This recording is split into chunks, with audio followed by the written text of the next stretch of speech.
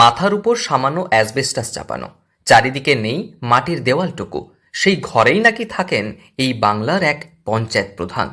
শুনে অবাক লাগছে তো। যখন চারিদিকে পঞ্চায়েত সদস্য থেকে নেতা মন্ত্রীদের বাড়ি ঝাঁ চকচকে, বাড়ির সামনে দাঁড়িয়ে থাকে প্রাইভেট কার, সেখানে অবশ্য এই পঞ্চায়েত প্রধানের বাড়ি দেখে আপনি একটু ভ্রু কুঁচকাবেন। এটা কোনো গল্প নয়, দুবারের পঞ্চায়েত প্রধানের সহজ সরলতার উদাহরণ, যার বিরুদ্ধে নেই কোনো দুর্নীতির নজির। রাজনৈতিক রং দেখে তিনি কোনো কাজ করেন না, আবার নিজের পকেট ভর্তিরও কোনো তার উদ্দেশ্য নেই। সামান্য ভাতার টাকায় চালান সংসার, এভাবেই দিন গুজরান করছেন দুবারের পঞ্চায়েত প্রধান।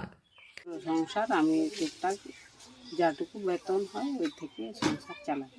সেটা আমার মা আছেন, তো এদের খরচ খরচা, আগে আমার স্বামী থাকতেন তখন টিউশনের পয়সা উনি দিতেন, তো এখন টিউশন সেই জন্য বন্ধ হয়ে গেছে। তো অঞ্চলে যা পাই, আর আমার স্বামীর কি বিধবা ভাতা, এই বিধবা ভাতা পাই, লক্ষ্মীর ভাণ্ডার এইসব পাওয়ার ফলে মোটামুটি সংসার চলে। তৃণমূলের এই প্রধানের সততা নিয়ে প্রশংসা বিরোধী দলেরও। গরিবের ঘর যেমন হয় তেমনই ঘর দুবারের তৃণমূল পঞ্চায়েত প্রধান ফিদি মুর্মুর। ভাঙাচোরা এই ঘরের দেওয়ালের অধিকাংশই ধসে গিয়েছে কোন কালে। চারিদিকে কয়েকটা বাঁশের খুঁটির উপর ভর করে টিকে আছে চালাটুকু, বাঁশের ঠেকায়ও ঘুণ ধরেছে। বিলাসবহুল নয়, বরং সাধাসিধে দিন যাপন এই পঞ্চায়েত প্রধানের, যা সমাজের কাছে দৃষ্টান্ত। আবাস যোজনার ঘর পেলেও স্বামীর মৃত্যুর পর তার সম্পূর্ণ হয়নি। সংসার চালাতেই তাই ভরসা তার সামান্য ভাতার টাকা।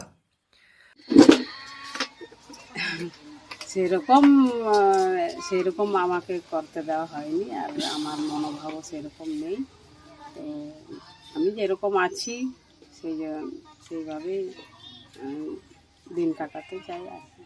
পশ্চিম মেদিনীপুরের বাংলা ওড়িশা সীমানা লাগোয়া মোহনপুর ব্লকের নীলদা গ্রাম পঞ্চায়েতের বামুনিয়া এসটি পাড়ায় ঘর তার।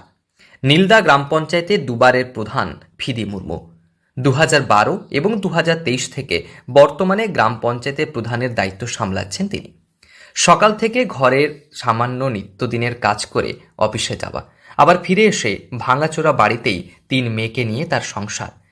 সামান্য এইটুকু ঘরে মেয়েদের রাখবেন কিভাবে? এক মেয়েকে অবশ্য তিনি পাঠিয়ে দিয়েছেন তার বাপের বাড়ি, আরেকজন হোস্টেলে। ছোট্ট মেয়েকে নিয়ে এই ভাঙা ঘরেই থাকেন তিনি। 2022 সালে তার স্বামীর মৃত্যু হয়।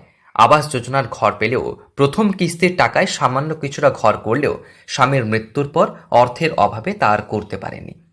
তবে সামান্য এই ঘরে ঢোকেনি দুর্নীতির হাওয়া। একটু যদি বলেন। প্রধান খুব ভালো মানুষ।